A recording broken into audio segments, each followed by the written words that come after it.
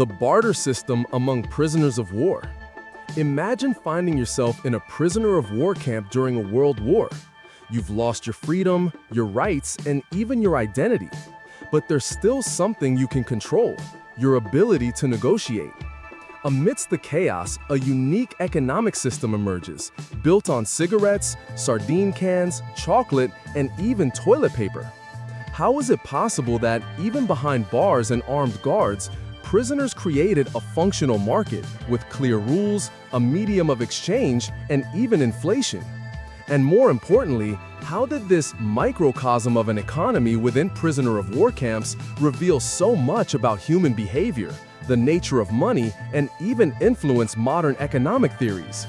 In this video, you'll discover how the barter system among prisoners of war not only kept thousands of soldiers alive in extreme situations, but also revealed how necessity breeds ingenuity, and how not even war can prevent the birth of a market. Prepare to dive into an astonishing story where economics, survival, and psychology intersect in an incredible way. During World War II, tens of thousands of prisoners of war were held in detention camps across Europe and Asia. They were soldiers captured by the enemy and, according to the Geneva Conventions, were entitled to receive humanitarian packages from the Red Cross containing food, clothing, and basic hygiene items.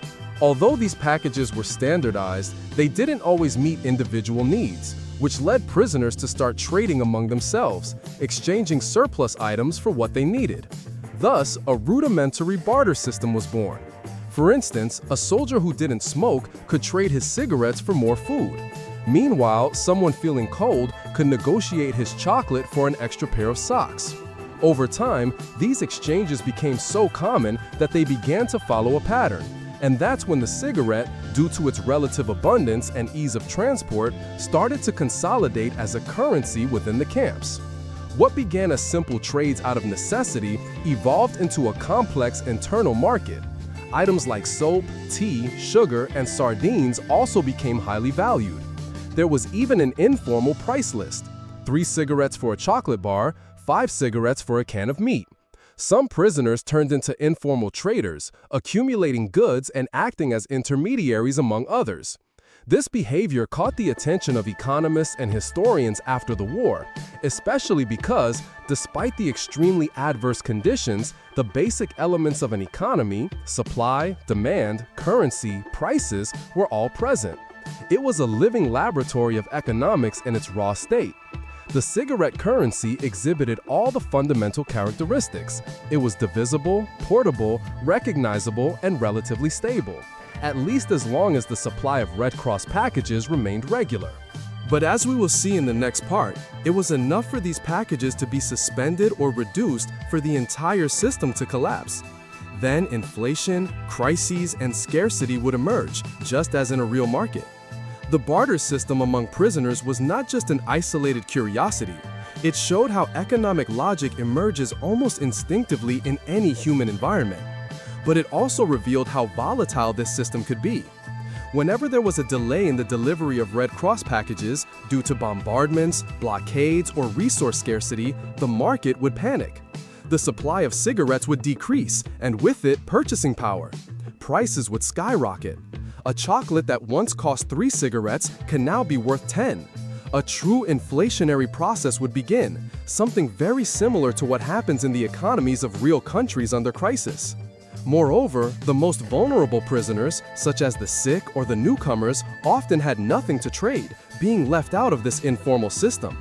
Some accounts indicate that monopoly practices and even speculation emerged. Prisoners who hoarded certain items in large quantities would wait for the right moment to resell them at higher values. These behaviors did not go unnoticed.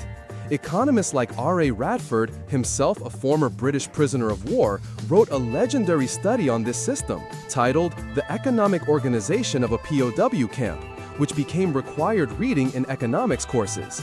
Radford argued that the experience demonstrated how the market economy does not depend solely on formal institutions, but also on spontaneous human interactions.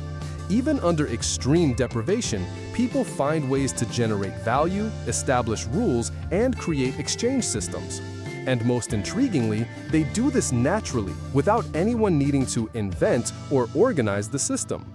This forced experiment also served to show how money, or any object that assumes its role, depends on trust. When the cigarettes began to deteriorate, or when prisoners suspected that the packages would stop arriving, the value of the cigarette plummeted. More durable items, such as sardine cans, began to compete as alternative currencies. Moreover, this prisoner market had profound psychological impacts. For many, participating in these exchanges was a way to maintain sanity, dignity, and a sense of control.